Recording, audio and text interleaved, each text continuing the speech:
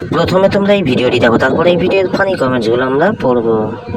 সরস্বতী পুজোয় দোকান খোলার ইচ্ছা ছিল না, কিন্তু দেশপ্রেমিক নেতাজির বার্থডে যেহেতু, আমরা তো জানোই যে নেতাজি আমাদের কাছে কি ছিল। আজকে আমরা 200 বছরের স্বাধীনতা, 200 বার হচ্ছে পরাধীন ভারত, 200 বছর রাজত্বর পরে আমরা নিজেদের ভারতবর্ষকে ছিনিয়ে নিতে পেরেছি। সেই মূল কাণ্ডারি ছিল নেতাজি সুভাষচন্দ্র বোস। 1945, অনেকে পড়াশোনা যারা করেছে জানে যে 1945 কি। তারপরে 1947, 14 অ্যাকচুয়ালি আমি যা জানি 1947 সালে 14ই আগস্ট মধ্যরাতে আমাদের ভারতবর্ষ স্বাধীন হয়। আমরা খাতা কলমে 15ই আগস্ট মানি এটাকে।